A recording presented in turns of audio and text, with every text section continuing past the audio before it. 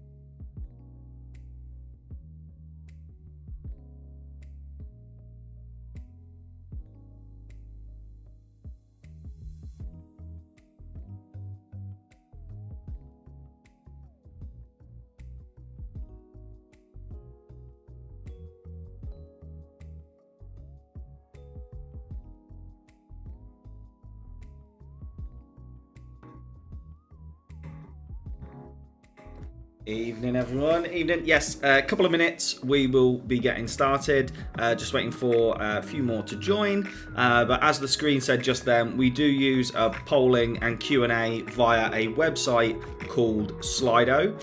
You can also use the YouTube chat as well. But it just helps keep things a bit interactive. You can ask questions. We can gauge what you're thinking. So head over to slido.com on your phones and enter the event code SG Wine Tasting. Couple of minutes and we will get going. See you shortly.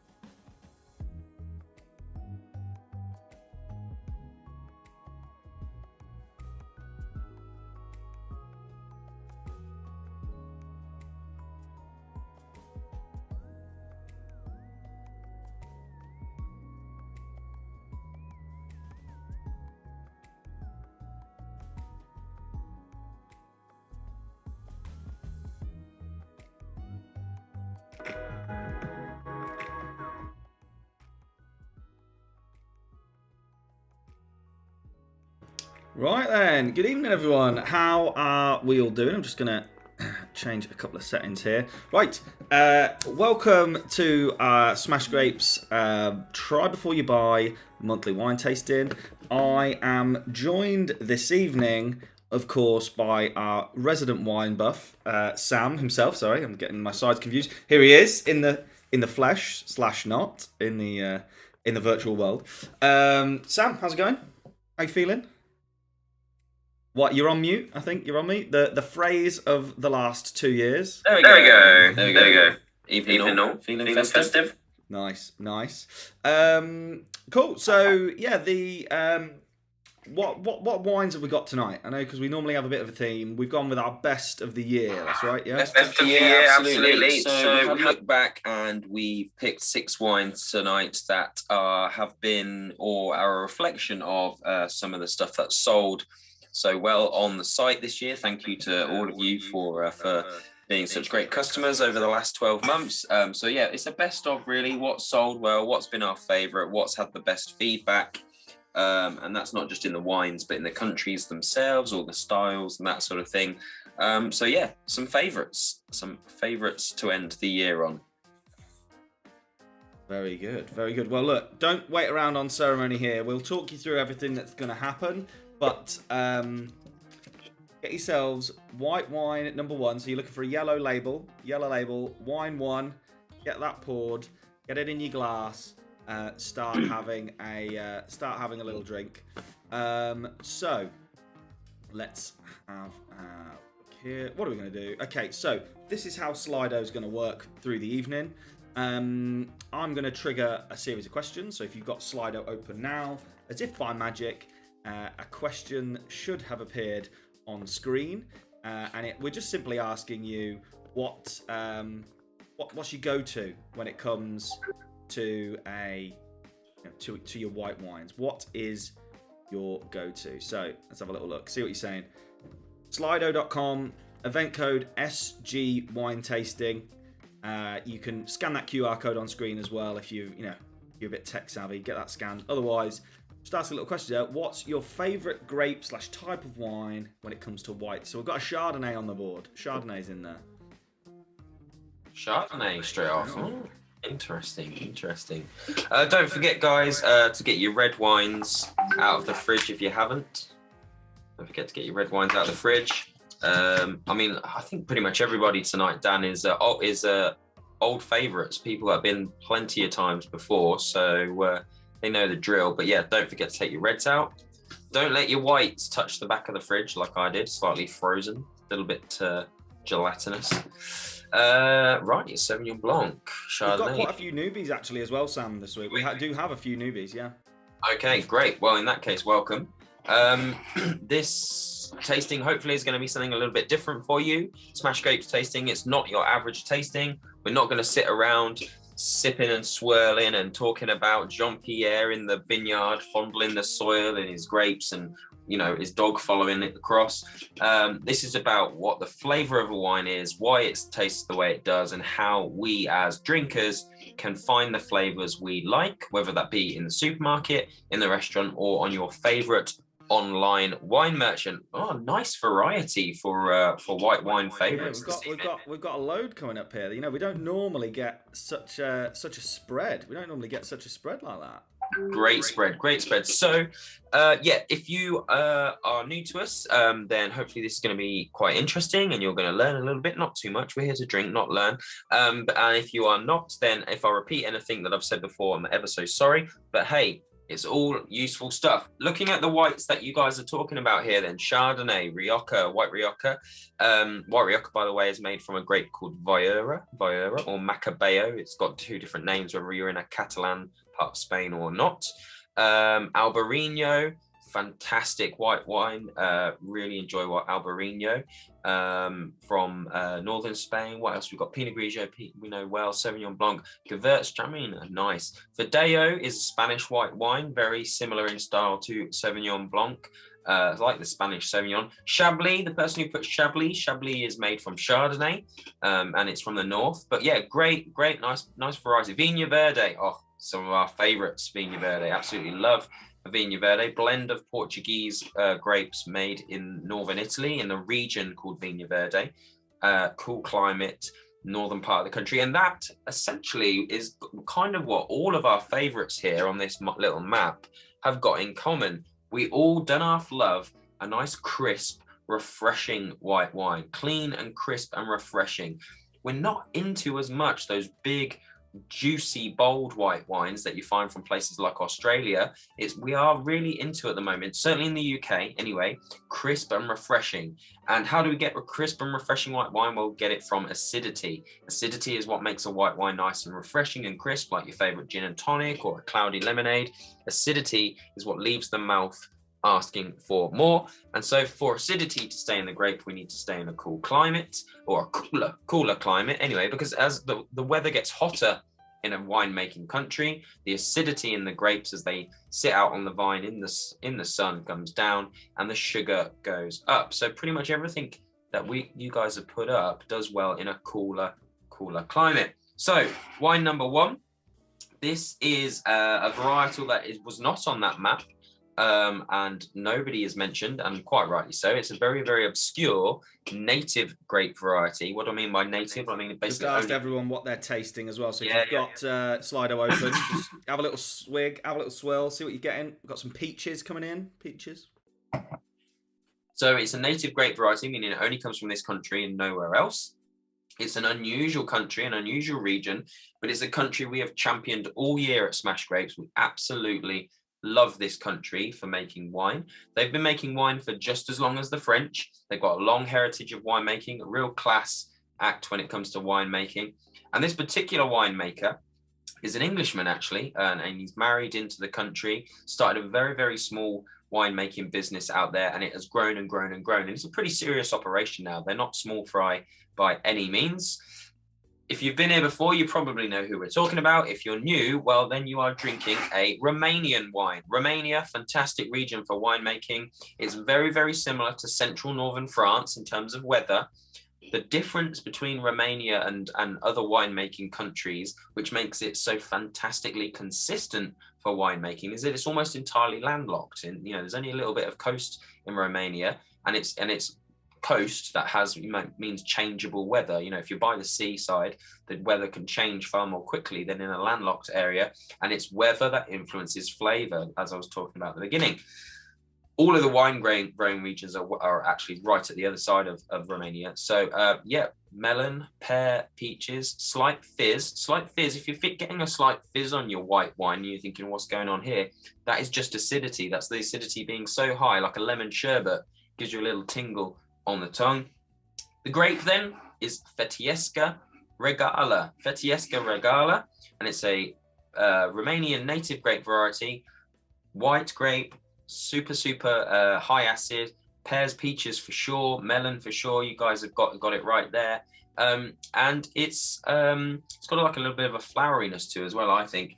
I really enjoy it as an easy drinking white wine, and I think if you guys like your Vinha Verdes and your Albariños and your Sauvignon Blancs, I hope you will enjoy that too. Cheers. Finish mine off. Yeah. So yeah, got a really weird bit of echo sometimes coming through on Sam's voice.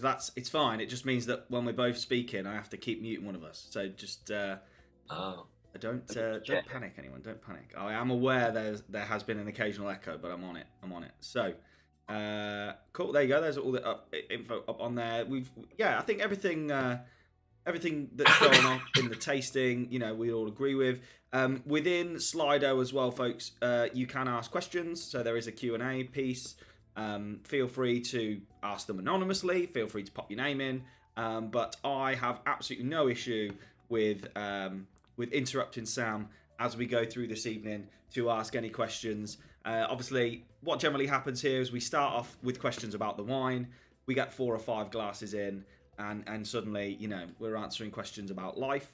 But we're here. We're just a couple of normal wine drinkers that are, helping you kind of guide you through, trying 6 wines, but without any of that BS and snobbery that can sometimes come with. I think we've even started calling these wine drinkings, haven't we, rather than wine tastings. Yeah. We've often been referred to as the Ant and Dec of the wine world. We also got described this week by someone, Sam, as those two old guys in the theatre in the Muppets that just clown around. They got Walter and something or other, aren't they? Yeah, we had that one as well. So cheers for that. Thoughts on wine 1? I just had a message come in saying dangerously drinkable on a hot day. Absolutely, yeah. That nice refreshing acidity makes it super drinkable. It's clean and it's crisp. There's not a lot going on, there's not like tons of flavour, which just makes it just really easy drinking. Going back to Romania, because it has been a champion region for us this year. We don't just have obscure Romanian grape varieties on the store. If you've been on store, you'll have seen we've had Romanian Sauv, we've had Romanian Pinot Grigio, we've had Romanian Pinot Noir, Merlot, Shiraz. They do fantastically well in what we call the international grape varieties that you can find all over the place. And as I said, it's that consistency with Romania, as well as land cost. We'll maybe talk about that later, but it's consistency because of being landlocked and just having perfect climate, which makes them great value for money because obviously they can predict every year how much they're going to produce. Whereas other countries, like for example in France, if the weather is inconsistent, it changes the amount of grapes they are able to harvest, and therefore the prices go up and down. And so that's when you hear about like, oh, was it a good year or a bad year? It can change and affect the price of wine. And if you only have to look at, say, New Zealand, now they've had difficulties because of COVID in New Zealand, where they couldn't get any foreign labour into New Zealand to pick the grapes at harvest time because they were in that massive lockdown. That's one of the problems, but actually New Zealand this year as well suffered with terrible frosts, which killed off a lot of their grapes early doors. And so, yeah, it's inconsistency of weather that makes pricing changeable, and Romania just doesn't have that. It does it really, really well. Awesome. Right, so there you go. That is white wine number 1. Get your glasses clear. Roger straight in there. Great start. Yep, we enjoy this one. I'm not so keen on this one, says Jay, but I do like the wine Atlas Fetesca Regala. Are they different? So it'd be the same grape, just made by a different winemaker, I guess. And winemaking differences. Obviously, yeah, it's same ingredients, like a chef, isn't it? Same ingredients, but they can come out different ways. I don't know Wine Atlas. Oh, I'm just googling. Oh, it's an Asda brand, is it? Wine Atlas. Okay. Yeah, I mean, it's very, very likely to be literally from down the road as well in Romania. It's not going to be from a different arm. I'm actually looking here. Yeah, it's literally from just down the road from the guys as well. So they should be pretty similar. But hey, it depends. on the winemaker themselves and what practices they like to use. But yeah, it should be pretty similar. And had another one in. Tastes a bit like Chardonnay. Yeah, well, the thing about that is pretty much everything tastes a bit like Chardonnay. Chardonnay is like, firstly, it's the world's most popular white grape variety, and that's for consumers, but also for growers, because it literally grows anywhere in any climate. So you hear me bang on about weather and acidity and sugar and blah, blah, blah. But actually Chardonnay, just put it anywhere and it will grow, but it will change flavor because of the weather. So cool climate Chardonnay would probably taste a bit like this, high acid, clean and crisp, like a Chablis. If you're a Chablis lover, you like clean, crisp, not too fruity, but just fairly muted white wines. In fact, Chablis drinkers often say it almost tastes steely or metally. No, there's literally no fruit. It's just clean and refreshing. And we're in that region with this because it's a cooler climate. But then the thing about Chardonnay is you can stick it in a really hot country like Australia. Aussie Chardonnays, big and bold and pineapple-y and tropical fruit and that sort of thing. So Chardonnay tastes like everything. It's a bit like chicken, I suppose. We've already had someone on Slido who's taken a leap, gone straight in with 2. So get that glass empty, pour yourself number 2. So wine 2, yellow pouch. So yeah, we're looking for the yellow pouch this time, the yellow label, wine number 2. Get that poured out, same glass. Just make sure you haven't got any of the last one in there. And then once again, before we reveal what this was, we are going to ask you what things you're tasting. Now, we're not looking for we're not looking for the wine tasting notes here. Just interested in the kind of flavors you may be picking up. Some people like to comment on the smell as well. I think this one definitely is one where the smell can sometimes we had this yesterday. We did another one of these tastings yesterday. It was a bit stinky. There's a bit of a smell to this one, but the smell doesn't influence the taste at all. So just loved. Yeah, smells like ammonia again. We've got another scent one in there. Sometimes that does just happen. Yeah, strange. Yeah.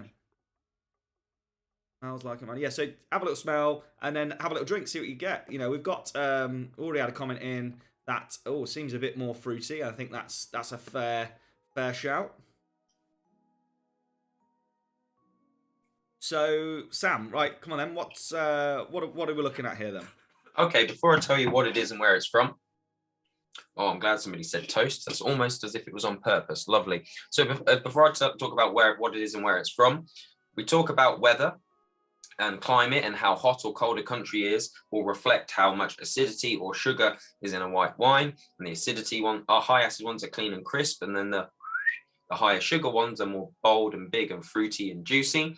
There is one other way to change the flavor of wine. There's only really 2 in our simple terms. Now, don't let people fool you into saying it's soil or where it is on the hill. It literally is 2 things, weather, and then the other one is aging. So what do I mean by aging? I don't mean buy a bottle and stick it in your cellar for 50 years. That is aging, absolutely. But that's a whole other thing for a whole other day for posh people who like to boast about their collection of wine but never drink the stuff. Don't know what that's about. No, I mean aging between the period of time when the grapes themselves are picked and then put in the bottle to go off to us. So it's the aging before bottle which will affect the flavor. And that comes in 2 types. Oak aging, putting the wine in some wood, in some oak barrels, and that creates toasty flavors, spiciness maybe from the oak. American oak in particular is quite vanilla-y and buttery, whereas French oak is more like coconutty sort of flavor. And so oak aging can change the flavor. But there is another type of aging, and it's particularly relevant for this wine, and that's lees aging. So we've done this wine before, earlier in the year, as that's why it's one of our favorites, and you'll have heard me talk about lees aging then, because this is a fantastic example of it. Lees is just the word for yeast. So after the yeast has eaten all the sugar in the grapes and turned it into lovely, lovely alcohol, it dies and it drops down to the bottom of the tank, and it's normally filtered off straight away. But lees aging means leaving that yeast in for a bit, and they tend to stir it up regularly as well, so that it doesn't just stay at the bottom. And lees aging can be weeks or months. And what that adds in terms of flavor to your wine is a creaminess, a dairy texture, buttery, creamy richness, and a thickness to the wine as well. It should be thicker in the mouth, like the difference between skimmed milk and semi-skimmed milk. or full fat milk. So with any type of wine, you've got weather affecting the acidity and sugar balance, and also alcohol. We'll come to that with the reds. And then you've got aging, adding those sort of spicy or woody or dairy flavors. So this has had a little bit of oak actually as well, but it's such a whiff of oak, such a small amount of time you might not catch it, but there it's had plenty of lees aging. And so where are we? Well, we are drinking from Spain, Torre Solar, Macabeo. You heard me at the beginning talk about white Rioja. Somebody mentioned white Rioja was a favorite of theirs. White Rioja is made from the grape Viura. That's the Riojan name for it, but it is actually the grape Macabeo. The rest of Spain call it Macabeo. It's the white grape that is used to make cava. And it is kind of like the Chardonnay of Spain. It does extremely well with lees aging and oak aging. That's why it's used in Rioja, because they love a bit of wood in Rioja. And that's why it's used in cava, because that sort of buttery, toasty flavor is so much associated with those types of sparkling wines like your champagnes. So it's Macabeo. It's got a little bit of lees, a little bit of oak. It's made it richer and thicker and fuller. And I think it's a nice example of a white wine with a bit more guts, but we've not gone into that crazy like Australian big sort of too thick and juicy texture, or that like 19 Crimes, which I think is like sort of drinking custard really. It's a nice balance. It's still got the clean and refreshing sort of crispness. There is acidity there, but it's got a richness to it. Nice one for your turkey, this, if you want to have white wine with turkey on Christmas Day. We would recommend a Chardonnay with a bit of lees and oak. This is essentially a Spanish equivalent. Cheers.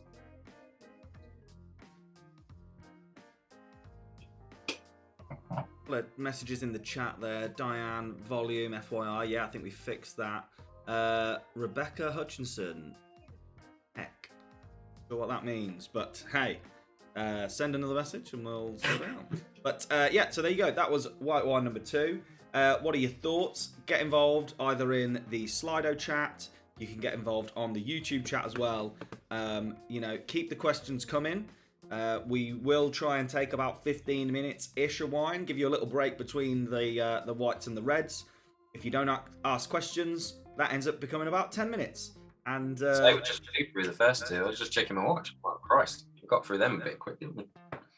Yeah, we're flying. Look, it's Mad Friday, isn't it? It's Mad Friday. It's the Friday before Christmas. It's the Friday that when we were in the pub trade, we hated. Always trouble on Mad Friday.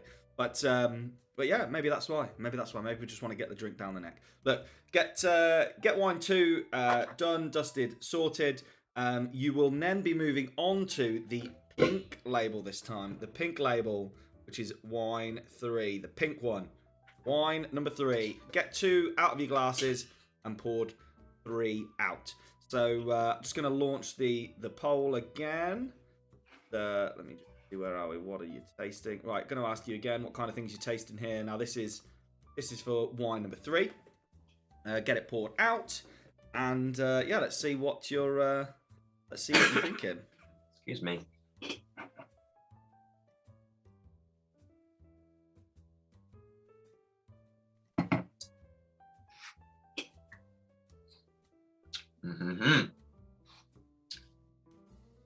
I've been debating in my head, Dan, whether or not we should do rosé third or first. I cannot decide. Here's my thing. If you put the rosé after the 2 high acid white wines, it tastes a bit sweeter than it actually is, because we've had the high acid wines. If you put it before, then it actually can sometimes be a bit bracing and a bit acidic. I'm not sure which way around I preferred it. We've done both recently, haven't we? Yeah, why don't we go bold? Do it as wine 2. Mm-hmm. Not sure I've got a sticker for that though. It would have to have a white sticker for that. What are we tasting there for number 3? Get involved on Slido, please. Slido.com SG wine tasting. Okay, so rosé generally, whilst you guys are getting it down, yeah. We are big fans of rosé at Smash Grapes. There is a common misconception that rosé is the winemaker's afterthought. It's the seconds, you know, it's the stuff he does with the leftovers. That is absolutely not the case. That's just no such thing as that within the wine industry. People that make rosé or choose to make rosé from their grapes, excuse me, do so with pride and with the intent of making a great quality wine, just like with white or reds.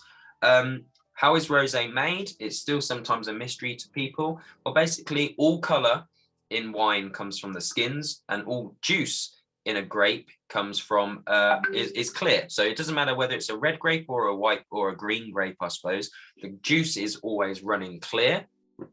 It's the skins that add color.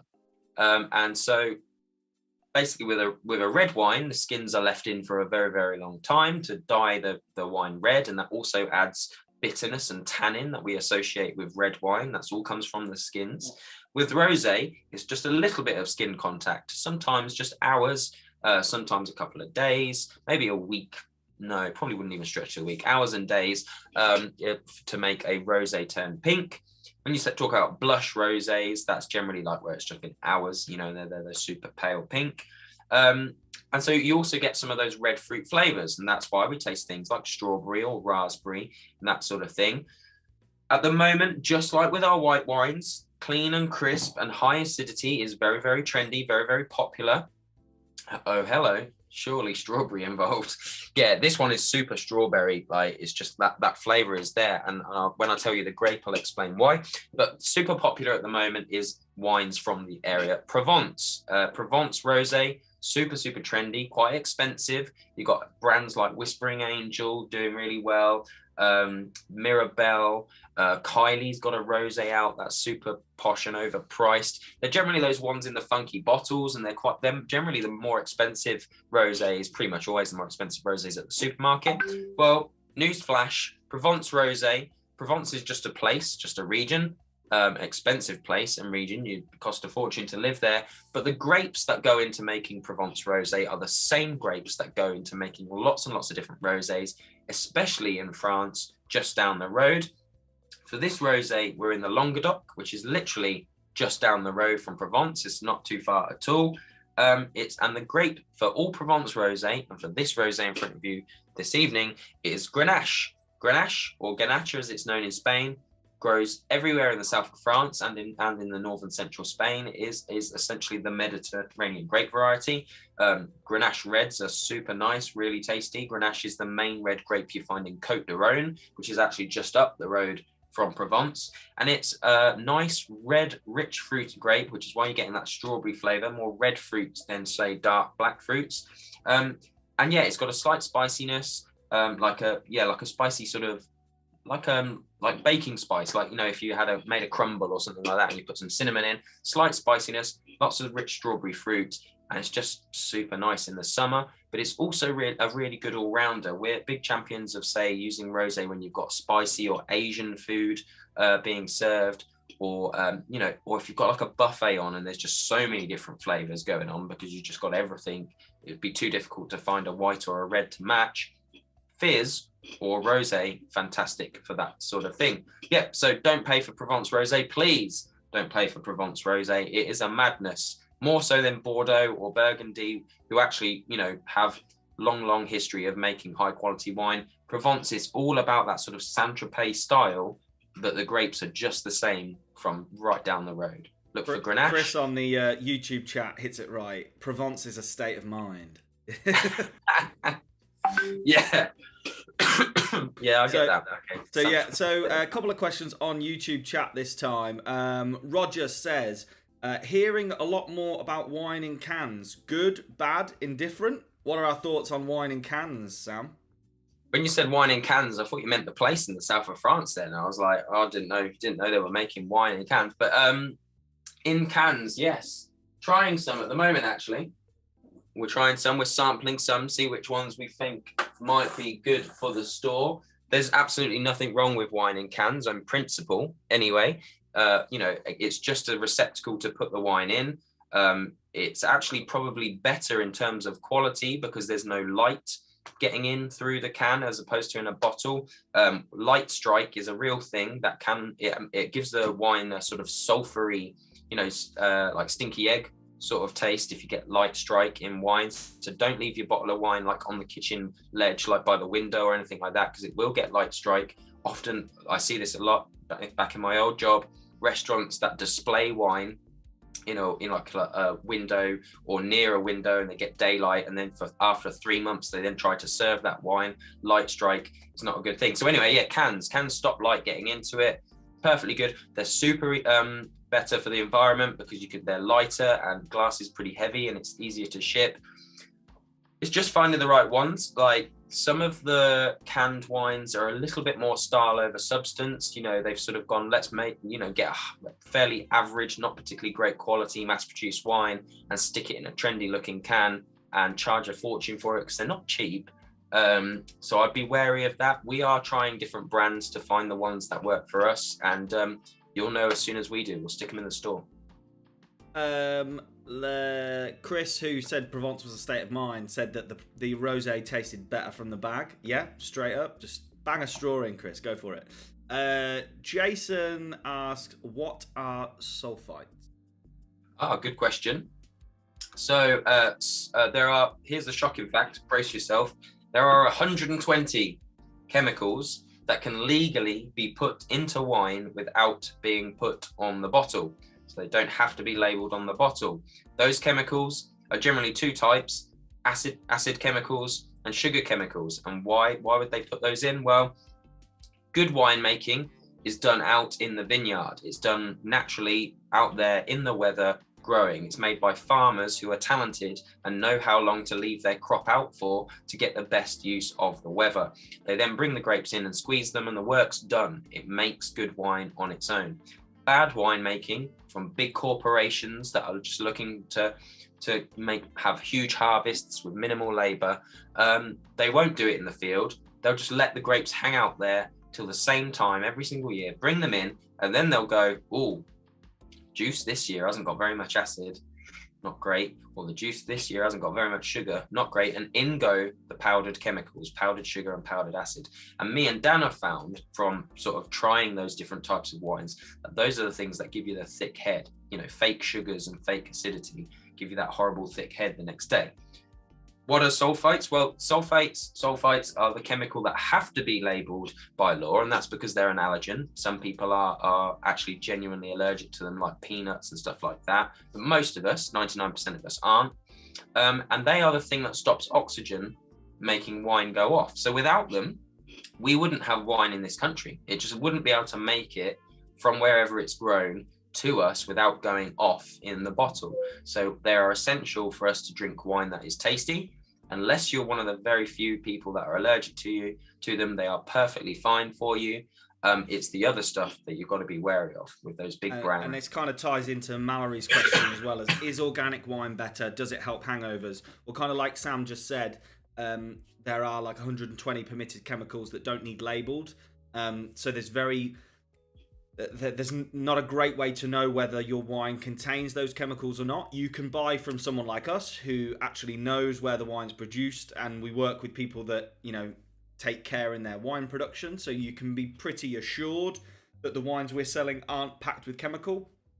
The other way would be to buy organic wine, because part of the certification to become organic would mean, showing that your practice is natural. It's safe to say, actually, that if you buy from someone like Smash Grapes or your local wine merchant, there are a lot of different winemakers who are practicing organic, but don't have the resources to pay for the certification, go through the paperwork, do all of that. And, they're making wine in as good a way as organically labeled wines, but they just don't, they haven't done the paperwork.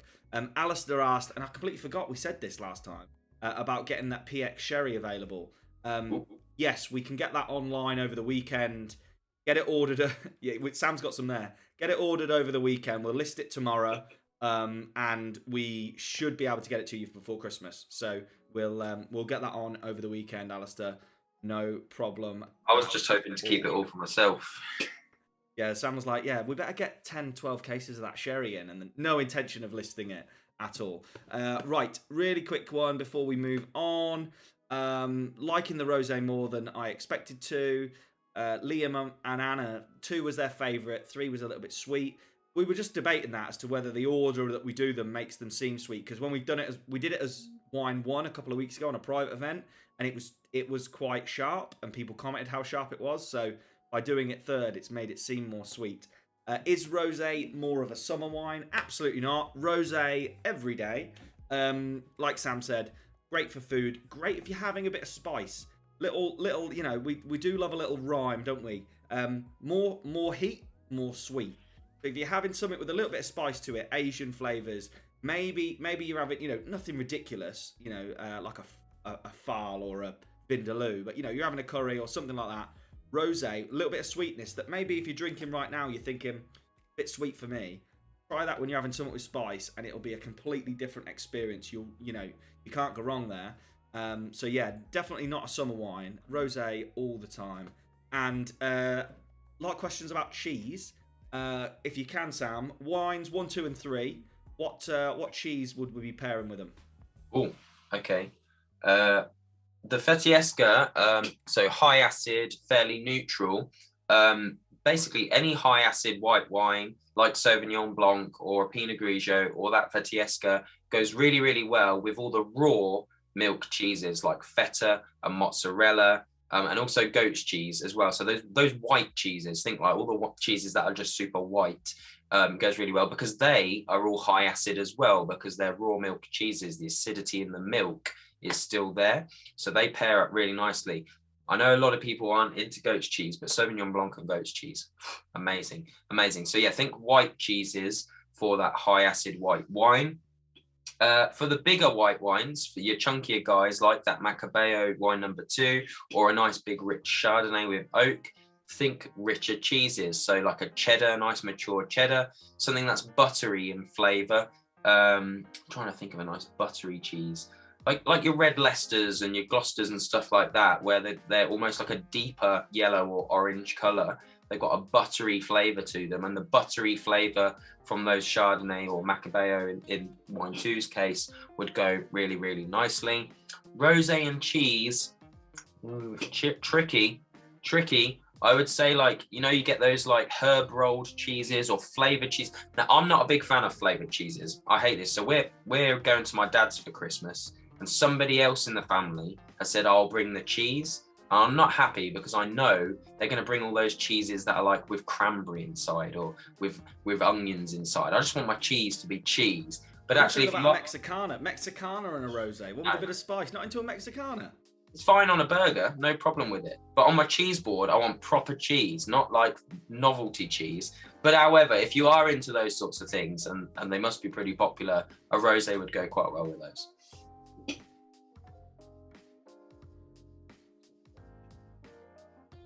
Great stuff. Right, so we're going to move on to the reds now.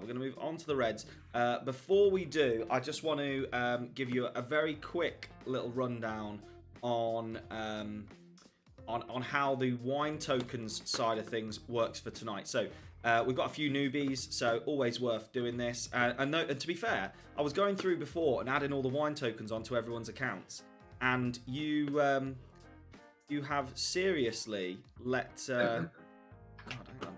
I move this onto the screen. It's not working at all. You've got some serious catching up to do with your points here, folks. A lot of you have got a lot of points going on. So, wine tokens. Wine tokens are the equivalent of our club card.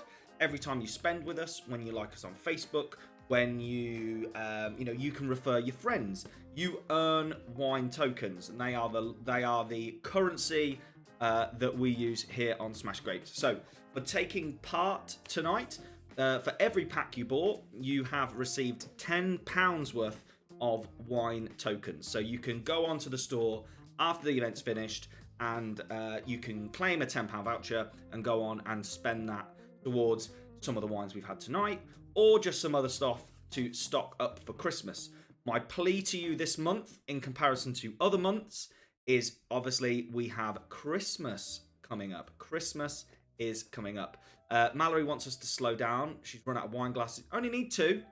Don't One need for 2 your whites, wine one glasses. for your reds. Don't need Frankly, 2. you only need 1, really. Well, yeah, one would work as well. But yes, so wine tokens. Where was I? Wine tokens. You're going to head over to the Smash Grapes website. Okay, if you're on the desktop, go to smashgrapes.co.uk. Same on your phone. Looks very similar. But you're going to head top right, and you should see up in the top right a little person outline. If you're on your phone, it'll be in a little menu, and you are going to click log in. So when you hit log in, you're thinking, Dan, I haven't got any logins. Like, what are you on about? I haven't got an account. You just need to use the email address that you bought your wine tasting pack with. And if you're not sure what email that was, do a quick search, and it's the one that you were sent the information to yesterday. All right, so that is the email address. Go to your emails. You can create an account down the bottom here. You click create an account, or you log in if you've got an account. Click log in. Once you're logged in, all you need to do then is down the bottom of the site. If you're on the computer, you've got wine tokens. You can see here. If you're on your phone, it's a little star. Hit that and your panel will open up, and it'll tell you how many rewards you've got. So you'll see here, I've got a £10 coupon, £10 token ready to go. So I hit that view and I redeem it. It emails me a code, and if I then go on and shop, it automatically applies that discount to my basket. So that is where your £10 free credit for taking part tonight is. Remember, if you bought 2 packs, you've got 2 lots of £10. It is per pack, but it is in your wine token portal. Another thing just to highlight is if you scroll down in wine tokens, there's this lovely little bit down here called refer your friends. Look, if you're a bit of a wino, you've probably got some mates who are as well. You can give them a £20 off voucher, and it's not just you being a good friend. When they go on an order, we'll then give you 20 quid as well. So if you want to earn yourself a couple of free bottles of wine, tell your friends to come and have a little go on Smash Grapes. Give them a £20 discount, and when they make their first purchase, you'll get one as well. Because I'm on my computer, it's telling me to do stuff like Facebook, Twitter, and email. If I was on my phone, it would let me text, WhatsApp, that kind of thing. So your refer a friend is down there at the bottom. So that's how our wine tokens work. If you've got any problems, feel free to drop me an email, and you can get either me or Sam in the chat widget on the website as well. But it's time for the reds now. It's red time, guys. So we're looking at the green labels, please. Wine 1 on the green label. We've had about a 5-minute break there between wines. I hope Mallory's managed to get herself a fresh glass. Just make sure there's no rosé and pour it into the same one. Don't stick it in a mug. Stress too much. So yeah, get it poured out, and let's open this one up. Remember, Slido for your questions. Get involved in the polls as well. Just launched this one. What are you tasting here for wine number 1 on reds? What are we thinking? I'm tasting this lovely British beef jerky. It's very nice. You're on the beef jerky? Yeah, I just fancied a little bit of meat with my wine. And I thought I'm going to open up a packet of beef jerky. It's nice. First time I tried it. Very good. Okay, so whilst you guys are getting tucked into red wine number 1, I want to touch on something that Dan was talking about with organic wine, and is relevant for this wine. So Dan's absolutely right. A lot of winemakers are practicing organic, but not certified because of the paperwork and the bureaucracy and having to pay for it and all that sort of stuff. There's also a practice called Biodynamic, which is like organic plus plus, where not only are they practicing organic, but they are doing things that are basically sustainable in terms of their impact on the land that they're growing things on, because ultimately, wine is an agricultural product, and therefore, you have to dig up land and affect it in order for it to work. These guys aren't doing organic because it sells well or sells like at a higher price, and they're not doing biodynamic because it's a nice gimmick, and they're not paying for the certificates because that's just the way that they've always done it. We're talking about proper winemakers, guys that have done it for 4 or 5 generations. Their fathers did it, and they're doing it to support their families, and they're practicing organic because that's the best way, not because it's going to mean that they can sell their wine for more. The wine that we're trying now on red wine number 1 is what we call a field blend, and that is essentially where the grapes that are in the wine aren't specified, because somebody sowed the grapes, if you like, put the grapes in the vines in the ground 4 or 5 generations ago in a hodgepodge around the field, and now they don't know. They just don't know which one is which. I mean, they could go around and be like, oh yeah, that looks like that, and that looks like that, and that looks like that. But when they harvest them all, they all go in the same bucket, and then they all go in the same wine. And field blends are not just the cheap and cheerful house wines that they might sound like, because you can't say what's in the bottle. And that's kind of the reputation that blended wines get. They are just wine that is being made in the authentic way that it has done for generations. Because as far as these guys are concerned, as long as it's tasty, what does it really matter? Whether it's Merlot or Shiraz or Cabernet, as long as we're enjoying it for what it is, why does that stuff matter? And it's actually only really a recent trend that we buy by grape variety. You know, it's only a recent trend that we know we like Sauvignon or we know we like Shiraz. Before that, it was about the place, and then it was just a blend of stuff. So red wine number 1 is a field blend. It's from the south of France as well, and it's from an area called Roussillon. And the Languedoc, as we talked about with the Rosé, and Roussillon are often sort of bungled in together. Sometimes they're called the Languedoc-Roussillon as one whole region, but they are quite separate. The Languedoc generally deals in grapes that are quite well known, the international varieties. The Roussillon is very much the Wild West of France. I mean, it's really rugged. We're talking like vineyards clinging onto the sides of cliffs and stuff. And the grapes out there are pretty unknown. This one is mostly Carignan based, but as I said, it's a field blend. It's a whole bunch of different things. And it's called Le Chan Catalan because it's made in Catalan, France, and, you know, that border between France and Spain. As I said, Carignan mostly. If you've not heard of Carignan as a grape variety, think of it as like Merlot on steroids. Super juicy is Carignan. Really, really red fruits, but really, really juicy, plummy red fruit flavors. South of France, so pretty hot, but not crazy hot. So there's acidity there to make it refreshing, but the sugar levels have gone up to make it rich and juicy at the same time. The other grape varieties that are likely to be in there, I'm not even going to name them. The names are so obscure. Some of them I've never even heard of.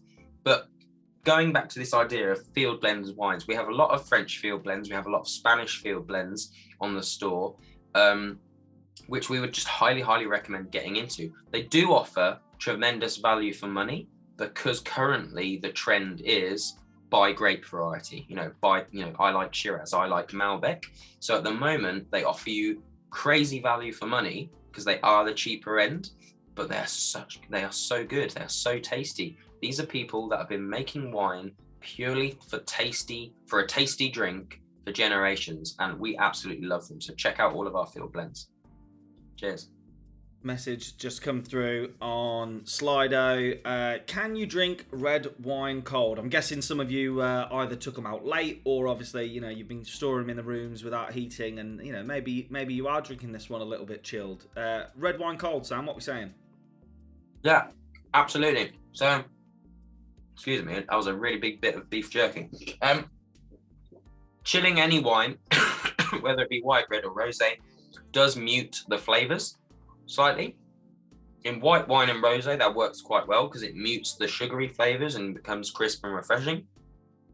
But with red wines, what you've got to be careful of is if they're actually wines that, not so much for this wine, but as we move on to the other wines, if they're big, bold, and juicy and quite full on, muting the big, bold, juicy flavors with chilling them will leave behind just the bitterness of the tannin.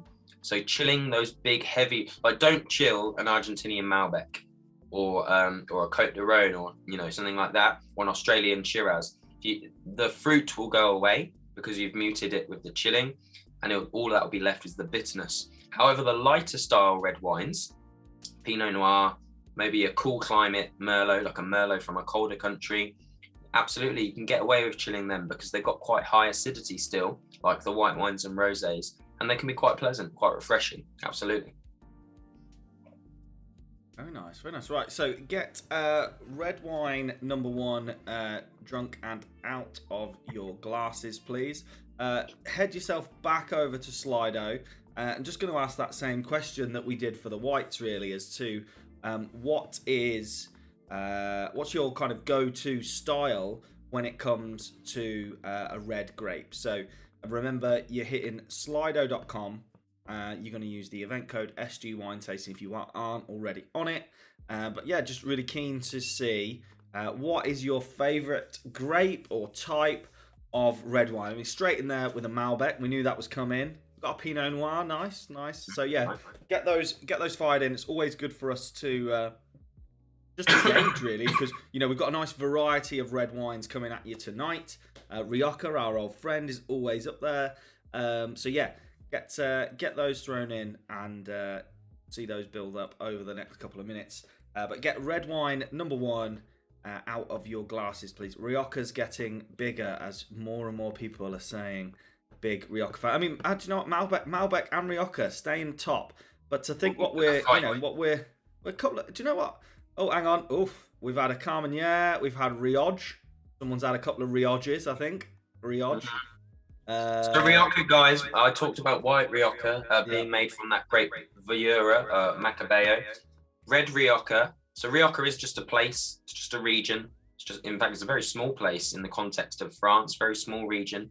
And all of red Rioja is made. Spain. You said France. Did I? Oh, sorry, Spain. Sorry, too many Riojas. Is made from Tempranillo. The grape variety Tempranillo is the main red grape variety of Rioja, or Grenache. Grenache is the other one. So remember we talked about Grenache with the rosé. Well, Grenache is the Spanish name for Grenache, and Riojas, red Riojas, are made from Tempranillo and Grenache, and a third one called Graziano, but only a whiff of Graziano tends to go in. They are mostly Tempranillo and Grenache based. So if you're into Riojas, we don't have an example tonight. It's not in this red wine number 2, nor is it in red wine number 3. Just had to have a think for a second there as what red wine number 3 is. If you are into your Riojas, but you want to explore elsewhere, try Tempranillo from anywhere in Spain, or try Grenache from anywhere in Spain. You might find that it's right up your street. So yeah, Rioja, region, not grape variety. Excelente.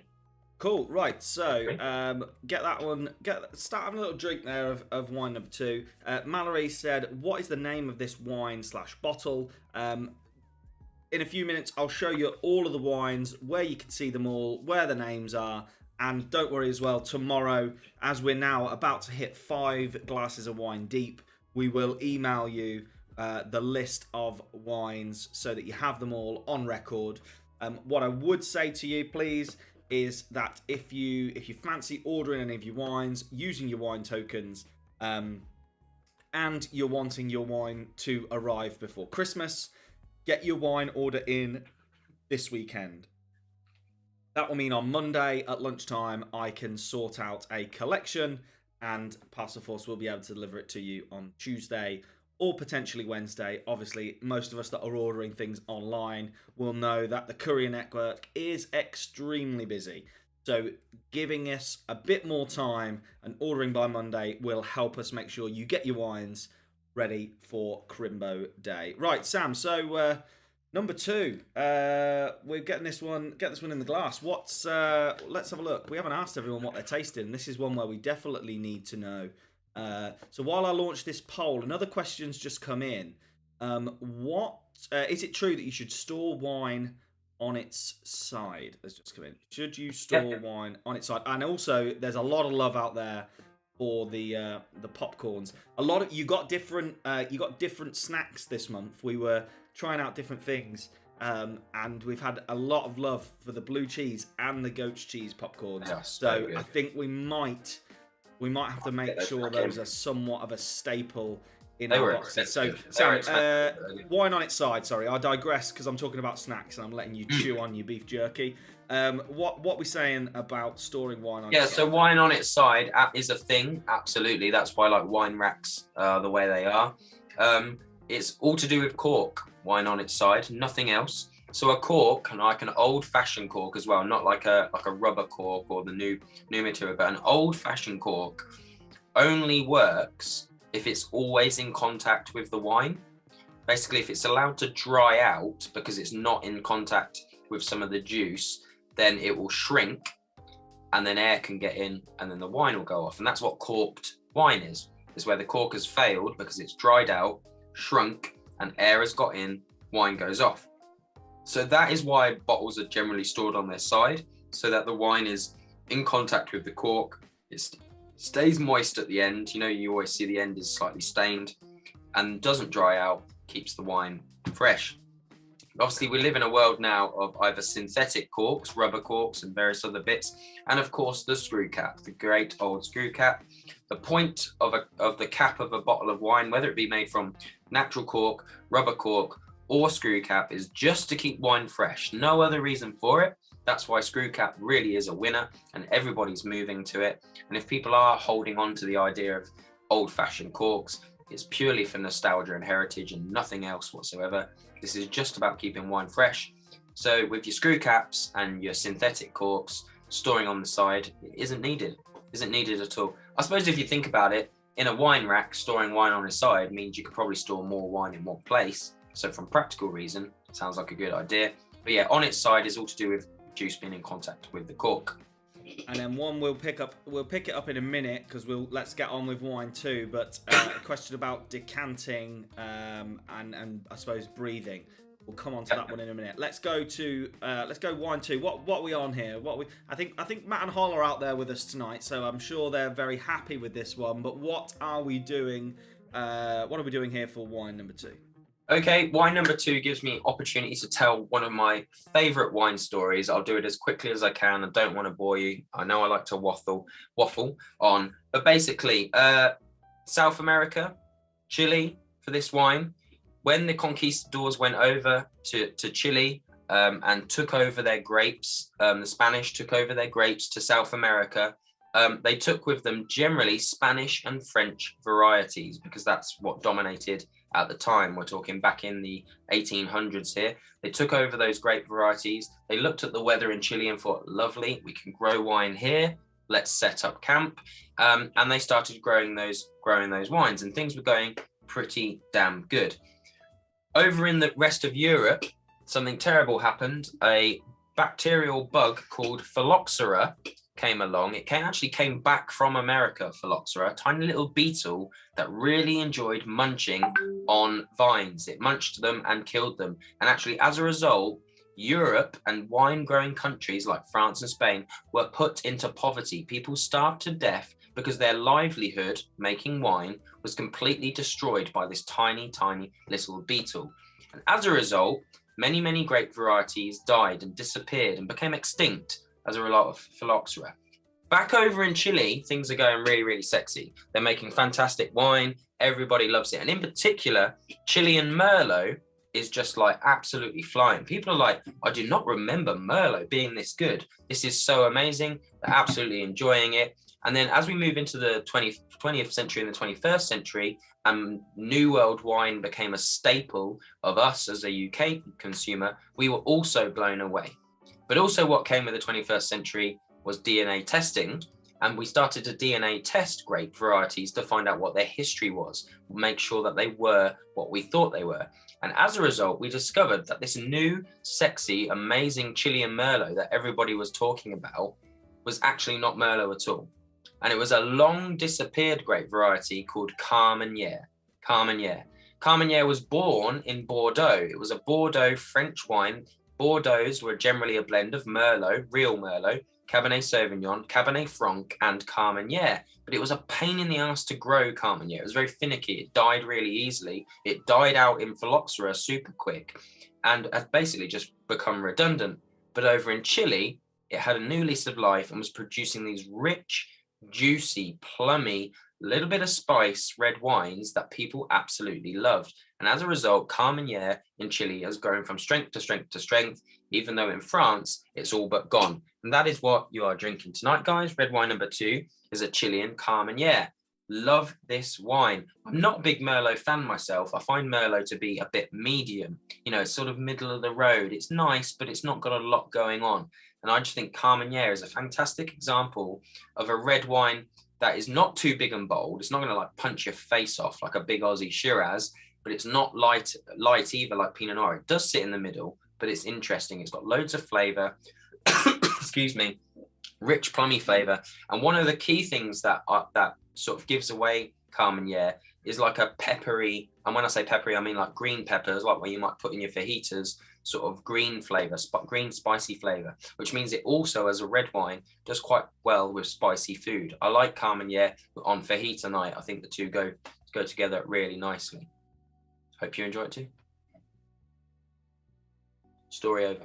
Right, so you have to let Sam just give his little Phylloxera stories. He lives for this. He's like, oh, I've got to get another Carmenere in. Yes, Phylloxera. Phylloxera loves it. Loves talking about famine in the 1800s and the plight of the European winemakers. No, so look, couple of questions that came through. Obviously touched on this one before, and it's definitely one. There's another question that's come up actually in the YouTube chat that kind of makes sense. So Mallory's asked, do aerators work? And then there was another question about should you decant for an hour or so before, or especially obviously we're talking red wine here, decanting and aerators. What's the crack there, Sam? Okay, so when we're talking about, remember we talked about aged wine that's been around for a while. We were talking about the time between the grapes and going in the bottle.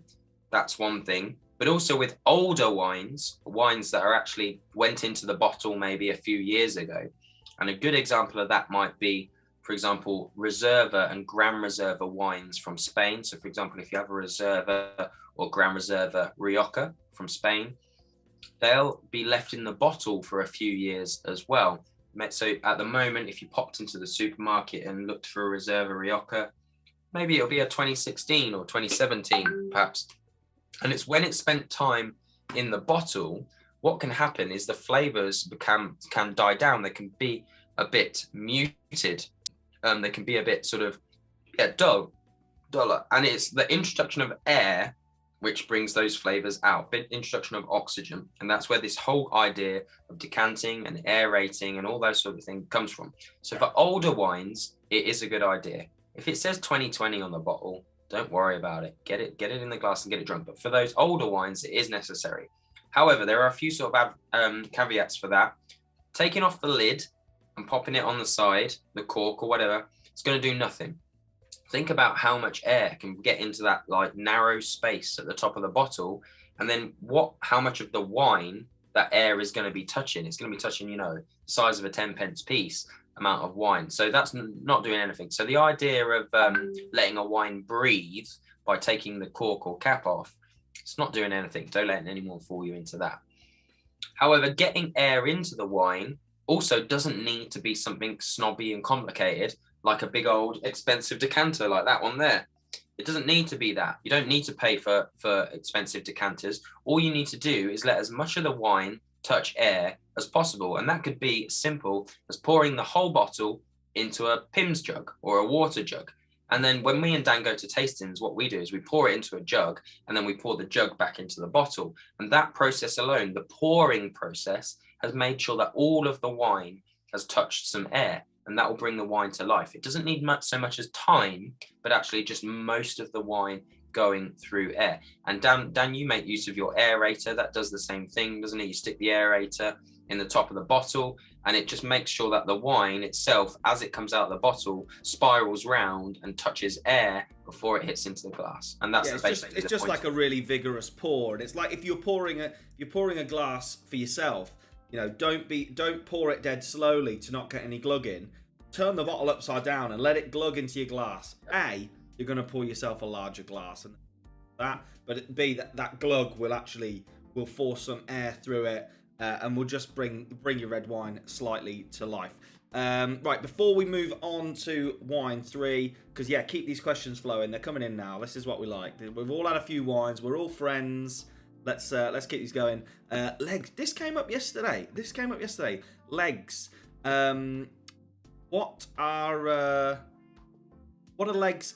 Do legs mean it's a good wine, or is that an urban myth? And I think this one is actually quite a leggy wine. This is fairly leggy. What we're talking about? Legs. Show us your legs, Sam. Let's see what you're saying. Hello. Have a look at the legs. So the legs, if you swirl your glass around like a snob, the legs are those teardrops that are left. I've got some on my glass from the wine. There's like a teardrop streaming down the wine glass, and that's called legs. It's what we call legs in the industry. What do legs mean? They only mean one thing, and one thing only: sugar. The more sugar that is in a wine, the thicker it is, and the more it will naturally cling to the glass. Think like syrup. Imagine if we had a glass of syrup here, and I did that with it, that it would cling for a really long time, wouldn't it? It would drop down really, really slowly. So legs are just about sugar. So all legs can tell you is how much sugar is in the wine.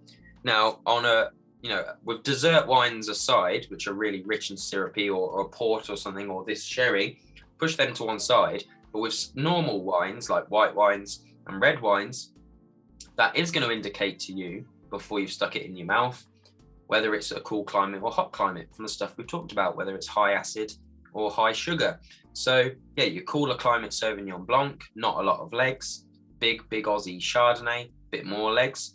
Cool climate Pinot Noir from northern Chile, not a lot of legs. But big Australian Shiraz, lots of legs. It's just about sugar in the glass and nothing else. Certainly nothing to do with quality. Good. Now, this is a question we've never had before. So this is interesting. I mean, it's a pairing question. We've never had this. But, these are the questions we love. And this is where people are probably getting a bit brave here. Now, what wine would you drink with eggs?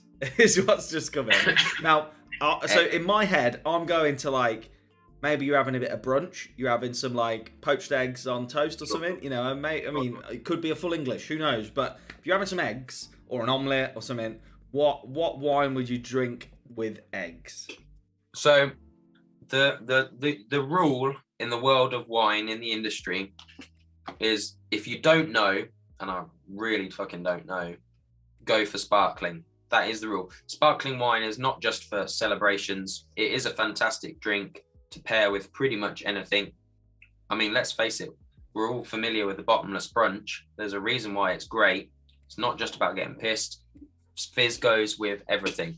And so, yeah, for me, I love a good scrambled eggs, whether it be with bacon or smoked salmon at Christmas or whatever. Yeah, fizz all day long. But not champagne. Not champagne. Not big fans of champagne at Smash Grapes. Champagne is a label. It's a designer label. It's a brand. You would not believe the amount of money that Champagne collectively as a region spends on making sure it is the top name in the world of sparkling wine. There's a reason why, for example, the owner of Moët is one of the richest companies in the world. They also own Louis Vuitton, Hennessy, lots of other luxury brands. He often is ahead of the other rich guys. What's his name? Bezos. He's often ahead of Bezos at the moment in terms of richest people in the world. It's a brand and nothing else. And they spend a lot of money to make sure they're ahead of it. But champagne as a drink is just a blend of grapes turned into sparkling wine. And you can get fantastic varieties of blended grapes turned into sparkling wine from Spain with Cava. Don't knock Cava. It's not a cheap alternative. It's a better alternative. It's a better value for money. Italy, the same. Fantastic blends and single varietal sparkling wines. Sparkling wine, fantastic all-rounder. I'll be getting through plenty of it this Christmas period, but it certainly won't be champagne. Nice. Right, before we move on to 3, then, last couple of things. Phil and Lorna, new fans of Smashed Grapes. I think Liam and Anna have said they've introduced them. Thanks for sharing the love. Remember, I did show you before, if you open your wine token portal, you can share with your friends and give them a bit of discount and get some back yourself. So Liam, Anna, Phil, Lorna, thank you for joining tonight. Thank you for coming along. How should you store an unfinished bottle of wine? Now, it doesn't happen very often in my house. And Sam's having a coughing fit here. Thinking, what's going on? Yes, an unfinished bottle of wine. How should you store it, Sam? If you're not going to finish that bottle off in one sitting, what should you do with it? You should man up and get it drunk. No, yeah. Basically, there's lots of myths, isn't there, about things you can do to make wine last longer. Like we said earlier, air is the enemy of wine when it comes to it going off. So you want to limit the amount of air in your wine. Those plunger systems that you can get, I know they do them at the end of the wine aisle in Sainsbury's and stuff like that. I'm sure you can get them on Amazon world cheap, where you put a rubber bung in the top and then use the plunger to suck the air out. Highly recommend those. But if not, there's one simple thing you can do. whether it be white, red, or rosé, it doesn't matter. Get it in the fridge. It's a perishable good, just like anything else. And so getting it in the fridge will make it last longer. Even your reds, absolutely. Stick it in the fridge. Sure, when you want to drink the red later, get it out the fridge before you want to drink it, so it's got time to come back up to temperature. If you want to drink it at room temperature, that is. But yeah, refrigeration, just like any other food or drink product, is going to help it last a bit longer. Very good, very good. Yes, and it's one of the reasons why we ask you to put the pouches in the fridge. Keeps them fresh, and then you take your reds out just before to warm them up. You can, if you're in a bit of a rush, nothing wrong with bunging it by the radiator. Don't put it in the microwave. They are aluminium lined, so you won't have a good time if you microwave them. But yeah, you can feel free to just warm them up. Right, last one now. Wine number 3. So green label, wine 3. Get that one poured out and in your glass. Not ashamed to say, why would I be ashamed? This is possibly my favourite wine of the year that we've done in Smash Grapes. It's a fantastic wine, and although we've done this wine before, Sam, it was only when we put this together and we got these bottles delivered this week that we realised it's somewhat slightly different to what you. So even if you've had this wine before, it might be slightly different to absolutely. And this comes back to this idea of winemaking, which happens in the field, not in the winery. These guys. I'll tell you where it's from, but I won't tell you the wine. So these guys are based in Valencia in Spain. Super organic, biodynamic, really conscious of the environment they're working in when it comes to wine making. And ultimately, what's happened with this wine is one of the grapes that was in it last year has not done very well because of the weather. So instead of supplementing that with some sort of acid chemical or sugar chemical, they've said, all right, we're not going to put that grape in this year, but we have got some of this grape that did really well, and they've swapped it. And that's the point, really. It's like, this is one of our favorite wines last year, and we loved it in the form that it was, and it's changed because of the vintage. We were drinking 2018 last year, now we're drinking 2020. It has changed, but it's changed for the right reason. It's changed because they thought, well, the grapes haven't turned out as well, we'll use these grapes instead of going, well, we can solve that problem with some powdered acidity or powdered sugar or something like that. And that's what proper winemaking is about. I best drink some. So yeah, I've just launched the slider there for the last time. What are you tasting there with this wine, red wine number 3? A couple of questions we'll come on to in a second. Let me just bring the YouTube up. Jason says, do you suggest typical food pairings when we place an order? Not just when you place an order, Jason. The way we describe all of our wines, we pride ourselves on the fact that we don't offer any bullshit in our descriptions. So you won't hear, oh, this is essence of decaying florist floor, or you get the real mineral composition from the soil. What you'll get is what it tastes like, what it goes well with, and what we would eat it with. So most of our descriptions of our products will give you a food pairing option as well. But food pairing's so subjective, it's like thinking of, fair play to fellow with the eggs, person with the eggs. They've just put another message in saying they were thinking of their most obscure one, and fair play for playing along. Another, I think one of the things to mention maybe on eggs, Sam, is they're quite fatty. So if you are actually having anything fatty, sparkling is great.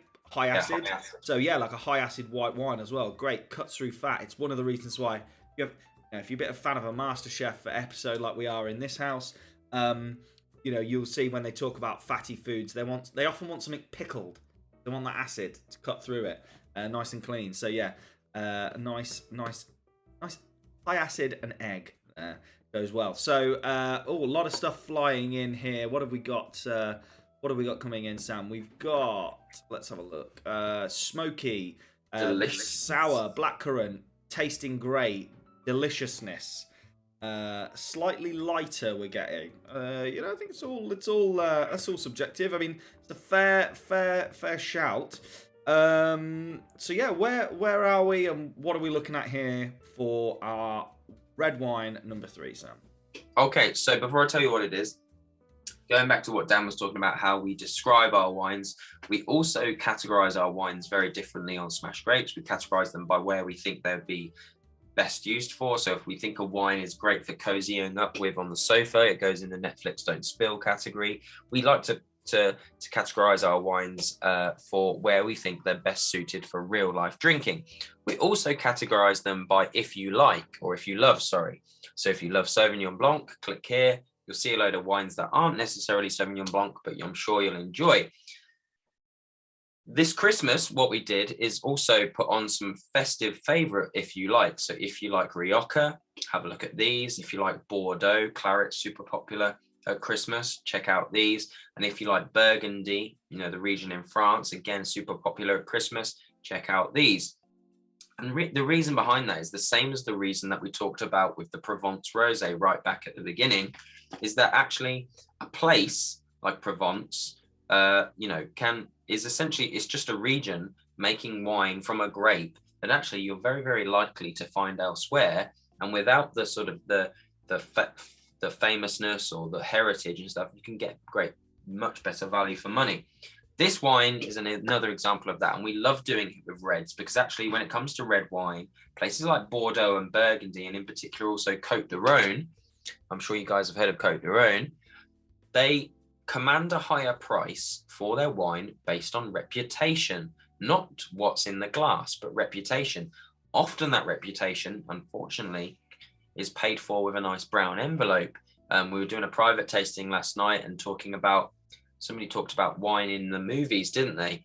And I brought up the fact that the red wine at the moment that features in the new Bond film, it's a Burgundy red wine. It pays a lot of money to be in the Bond movies every year. It's been in every year, Chateau L'Argent. But the guy that makes that is actually facing prison time for rigging the judging of his wine so that he could increase the price. Anyway, I digress. Particularly with French, these big regions like Bordeaux, Burgundy, and Côte de Rhône command high prices because of reputation, when the reality is the grapes that make the wine can be found elsewhere for great value. Côte de Rhône, Châteauneuf de Pape, we've all heard of that. Super, super premium Côte de Rhône varietal. It's made generally from 3 grape varieties. Well, not generally, always from 3 grape varieties. Grenache, that we've already talked about. Syrah or Shiraz. It's called Syrah in France, but Shiraz in the New World. I'm sure we've all heard of that. Third one is Maverdra, bit unheard of. Maverdra, Monastrell in Spain, generally only used in blending. Spain do single varietals, but GSM, Grenache, Syrah, Maverdra, is the blend that makes Côte de Rhône and Châteauneuf de Pape. And what introduced us to this wine last time we tried it was how it was a fantastic example of GSM, Grenache, Shiraz and Maverdra from outside of the Côte de Rhône and Châteauneuf de Pape region. We're in Valencia, we're in Spain. La Tribuna, fantastic winemakers, as I said, biodynamic and organic, working out of the south of Spain, blending those Côte de Rhône varietals to make a fantastic example of wines we love, Côte de Rhône and Châteauneuf de Pape, in their own style, but really, really great value for money and really, really just tasty. However, as Dan said, they've changed. The Maverdra in 2020 didn't do very, very well. It wasn't hot enough. Maverdra likes heat. It likes it really, really hot. It wasn't hot enough. However, they did have a bit of Bobal. Bobal is a Spanish grape variety used for blending that we don't see very much, that they subbed in instead, and the Bobal did very well. What's the difference to the wine? Well, Maverdra is quite harsh. It's quite gutsy, and it adds weight to a wine, but actually it's quite bitter. Bobal is just super silky smooth. It's like Malbec territory in terms of silky and smooth and velvety. So I actually think possibly they've improved this wine with the Bobal. I'm a massive GSM fan. I like that Côte de Rhône blend from other countries, but I actually think GSB is possibly an improvement because it's got all the weight and the power and the spiciness, and it's rich. But the Bobal has made it super silky and very, very drinkable. One of my favorites for sure. Couple of comments just to pick up on here. Obviously, a lot of love for this one, which we expected. We expected. It's delicious, tastes great. Whoops, I've drank it all. Great wine, my favourite of the year. Yeah, there's a lot of love for this one. Couple of comments here about gift vouchers, and yeah, we have absolutely looked at it. It's a slightly complicated thing to set up on our site. But we definitely did look at vouchers. It's something we may be able to turn on next week. We'll have a little look at it. It doesn't give you a nice printout or anything that you can put in a card or an envelope, which is why we didn't just turn it on. But it is definitely something we could do. There was a question as well about I'd quite like to give some vouchers for someone to join a tasting session.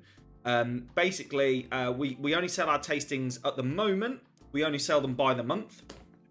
So as of Monday, you will be able to buy the tasting for January.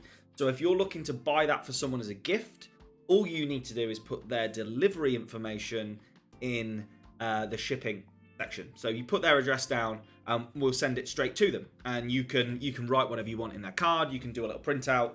So you can give the gift of a tasting session. If you want us to put the vouchers to them, for them to have the wine tokens to come back and spend afterwards, you can let us know their email address.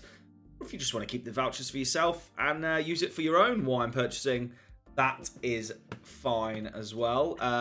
Just let us know and we can sort that out. Let's have a quick look. What else have we got? Yeah, gift vouchers, done that. Here's a good one. Right, Sam, here's one for you. What wine are you starting with on Christmas Day? And what are you having your Christmas pudding with? Easy to answer that one. Definitely starting with fizz. For me, Cava. Absolutely love Cava. Fantastic alternative, as I've already rattled on about, to champagne. Our Perolada Cava range that we've got in store, fantastic. These guys make sparkling wine for the Spanish royal family. They've got a lot of history. They make fantastic Cava. It 100% stands up to the best champagnes. I've been very lucky in my career that I actually got invited twice to the Royal Champagne Academy tastings, and I've been lucky enough to taste some of the best champagnes in the world. This stuff is $14.99 and it takes on all of that, heads on. It's absolutely brilliant. I cannot talk about it enough. So it'd be Cava to start the day with. Absolutely love the Perolada Cava. And then what we'll have with the Christmas pud, this stuff that I deliberately haven't put on the store because I want to drink it all myself. It's sherry. It is sherry, and when people hear sherry, they think, oh, sherry, what Gran used to drink. That was dry sherry. Dry sherry is weird and not very nice, like nutty and not great. Sweet sherry, PX, Pedro Jimenez. PX is the sweetest style. It is literally liquid Christmas pudding. This is alcoholic liquid Christmas pudding. I cannot recommend it enough. And now that I've said that, Dan is going to insist that we put it on the store and actually sell some. Hey, we're all winners. Yeah, no, that'll go up. I know there was a lot of love for a sherry one. It comes back onto another question as well. Any prospect of giving port a go in the future? Yes, we said that last month that we were going to go and look for some port producers. Sam's been doing his research. We've found one or two that we're looking at. We just need to. We obviously can't give you 125 mils of port in a pouch. That would be slightly excessive for a port serving. But I think what we're going to do in the new year is offer port as like an extra little special 7th pouch. If you want it, you can choose to opt in for it. We can finish one of these off with a little port serving, and we're getting a slightly smaller pouch ready for that as well. What's your thoughts on whiskey? Are fans? Yeah, just on the port thing. Port's tricky because actually port generally is dominated by some real big English brands, as we know, like Graham's and Sandeman's and Taylor's. But there is port being made like actually by Portuguese winemakers, which is fantastic. And we know them and we know they're great, but they are so small and we're not quite big enough to go direct to them and take an order, because we'd have to take like a huge order of, a couple of hundred bottles, a couple of thousand bottles, and we're not at that stage yet. Whereas we could easily go and buy just 50 to 100 bottles of Graham's and stock that on the store. It wouldn't be particularly great. So yeah, we've just got to work out a relationship there that works. But we really want to champion Portuguese port makers for sure, because it is fantastic. Whiskey, know nothing about it. Got nothing to offer you. Not a whiskey drinker. My dad is. I always buy him something exciting and interesting and expensive at Christmas, but he tells me what to buy, and that's what I buy for him. He's a big whiskey drinker. I aspire to be a knowledgeable whiskey drinker because, hey, why not give my liver some more damage? But I'm not there yet. I'm not. Maybe I don't know. I'm venturing in. I enjoy a bourbon. Big fan of a wild turkey, if you're asking. But I do like a Jameson's. But I even knowing what I know about wine, I know that it's probably it's not going to be the best kind of the best kind of whiskey out there for me to try. So no, I'm similar to Sam. I'm interested in giving it a whirl. I've heard a lot of good things about Talisker Sky and Lefroy and these kind of people. Just never got around to trying it. So yeah, it's on the hit list. Dad's asked for a Welsh whiskey this year. Oh yes, right. Julia. Oh yes, we would opt in for a port option. Jason! Exclamation marks. PX for pudding. Roger, what wine have you got in the posh box near the cans behind you, Sam? Oh, this baby, 1988, same age as me. My wife got it for me for my 30th birthday. It's Italian. It's a it's a Barolo. The thing about Barolo is basically it's horrible when it's new. They make Barolo really, really highly acidic and bitter, and it's better to age it. So the older the Barolo, it's one of the few wines where the older is the better, and that's the 1988 that I got for my birthday, and I've got to find a reason to open it. Really, I don't know. Tricky. I was just about to say, when's that getting open? When is the time that opens up, Sam? That's the. It's probably at its peak, to be honest. Like that, it's not going to get much better now. But yeah, I don't know. Got to find a reason to open that. Well, you can always keep the bottle afterwards, can't you? Yeah. It's a random Tuesday. Open a 1988 bottle of Barolo, just because. Why not? Okie doke. So yeah, That's the Roger, one. Lefroy That's Carriers PX Welsh casks, whiskey. fabulous. Yeah, a lot of love for that. Let's have a quick look. Anything else coming in? Best bubbly for any time. Best bubbly for any time. If you're not going to have Cava, if you're not going to have our Perolada Cava, which is amazing, I don't know if I mentioned that. Durello, we've sold a ton of it this Christmas. Durello, it's from northern Italy. The region is Durello. The grape, however, is called Durella. And so just to give you some context, Prosecco is a region and the grape is called Glera. All Prosecco is made from a grape called Glera.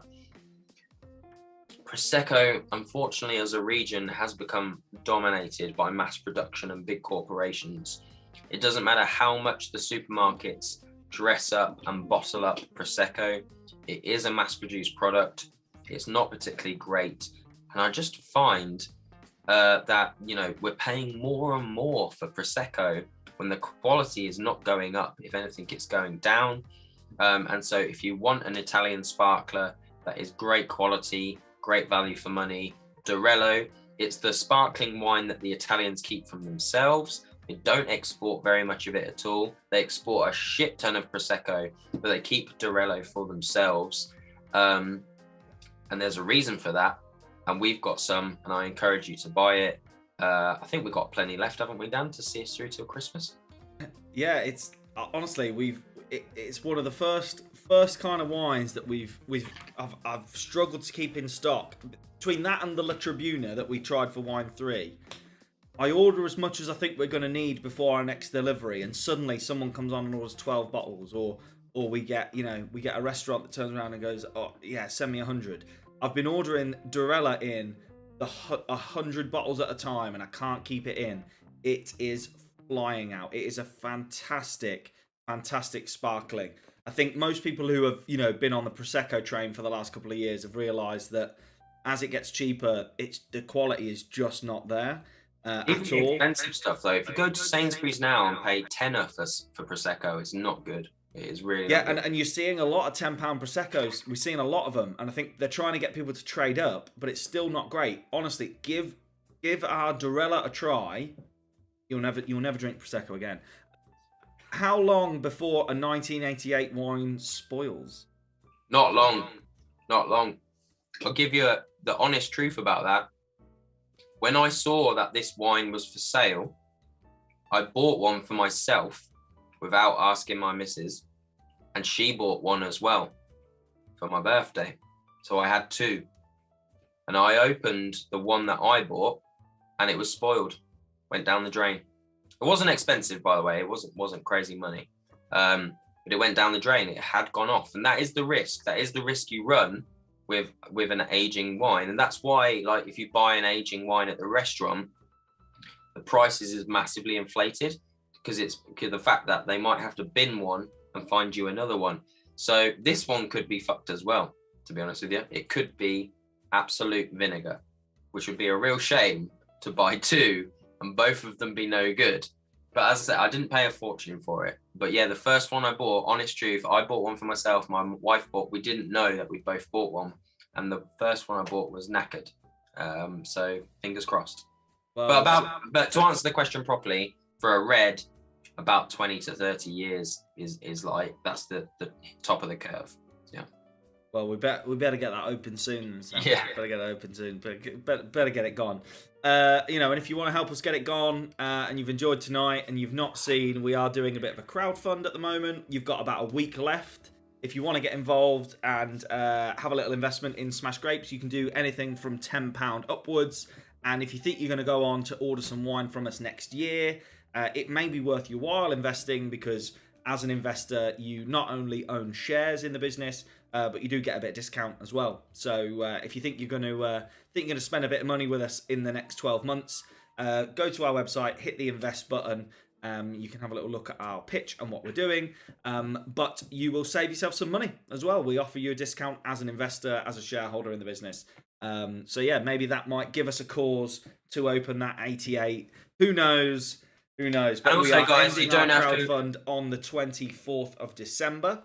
Investment doesn't mean lots of money. Got a week, Sam. Just a week to go. Yeah, but guys, investment doesn't mean lots of money. It could be a tenner, 20, 50, £100, all of it. Even the £10 investments are super welcome and really appreciated.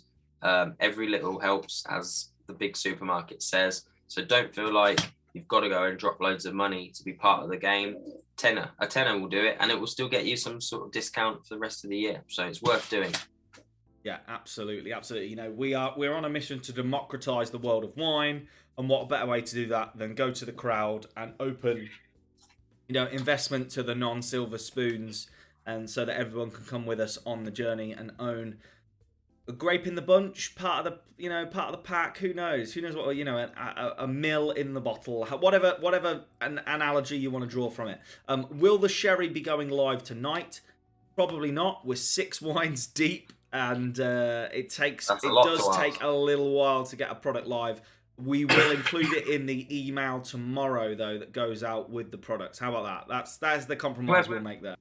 Whoever you are, anonymous, though, send us an email or get on the chat and tell us how many you want, and we'll make sure we've got some for you before it goes live. Exactly. If you are interested in sherry, actually, that's a really good point, Sam, mate. If you do want some sherry, send us a web chat tonight, that you'd be up for getting a bit of that PX sherry. It gives us an idea how much to order, because once we place our order on Monday, that is probably it before Christmas. So there's kind of one shot to be had. Let's have a little look now. There we go. That is all of our questions done there, Sam. Thank you very much for taking us through these 6 tonight. It's been a lovely selection. This has been a very good tasting, this one. Enjoyed this. Good wine. That Carmenere that we tried about 12 months ago completely opened my eyes to a whole world of different reds that just mind blowing. And then Tribuna, possibly my favourite wine we've had, apart from maybe some of the Romanian stuff. But I I'm not upset about the grape change this year. You know, I think it's really nice. I think it works. It works really well. Super smooth. So yeah, big fan of that La Tribuna with the Bobal in it. Big fan of a Bobal. Right. So that's it. Thank you very much. We will see you on the next one. If we don't hear from you before, have a lovely Christmas. Merry Christmas, guys. And yeah, like I say, if you want to get your orders in, we'll email you the list of wines tomorrow. You can, if I just show you actually, before everyone does dart off, if I show you this, before we leave, if I just, where are we? So you can head over to the Smashed Grapes website. Why is it not moving? You can head, I'll show you now. You can head to the Smashed Grapes website where you will be able to hit the try before you buy section. I'm just going to bring that on screen now. smashgrapes.co.uk. And in the menu, you will be able to hit the try before you buy section. So yeah, you got to go through your age verification. Under try before you buy, you can, in the menu, select this month's wines. And there are all of our wines that we've had. All of our wines there. So the wines from this evening, 1 to 6, all in order. We will email you about this as well, so you can see it. And we'll make sure you've got that for the morning when, you know, you've sobered up a little bit. 6 wines have left your system. But yeah, you can go to the Smash Grapes website, hover over try before you buy, and go to this month's wine. That is all from us. So look, thank you very much. Merry Christmas. It is yeah, it's hey, you've got a bit of time. Oh look, it's snowing. It's snowing. So yeah, you've got a bit of time to get your orders in before Christmas. Go online. Order by Monday, please. If you order by Monday, unless you are local delivery, when you can order probably a little bit later in the week, but if you can order by Monday, I'll make sure that we get your wines to you before Christmas. You log into your wine token portal to claim your £10 voucher, and if you need any assistance, drop us a note on the web chat. Otherwise, thank you very much for coming along tonight. We will see you at the end of January for our next wine tasting. Look, next year we're going to see a lot of development for Smash Grapes. There's going to be a lot of things changing for the better. We've got brand new boxes. We're going to port is coming in. We're going to sort that out. You know, we've got a lot of stuff going on next year, so keep your eyes peeled. If you want to be part of that growth, feel free to hit the investment button in our menu. Anything from £10 really makes a big difference. Closing that on Christmas Eve. So yeah, Merry Christmas. Have a good one. Merry Christmas, guys. Hope you get to do everything that you want to do, and Uncle Boris doesn't hit us with any shock announcements before the new year. But for us, that's it. We will see you in January for the next one. Any issues, send us an email, send us a message on chat, and we would love to help you out with some wine selections. So from us, thank you very much. We'll see you in the new year. Cheers. Thanks, guys. Merry Christmas. Bye-bye. Happy New Year. Thank Bye-bye. you. Bye-bye. Bye-bye.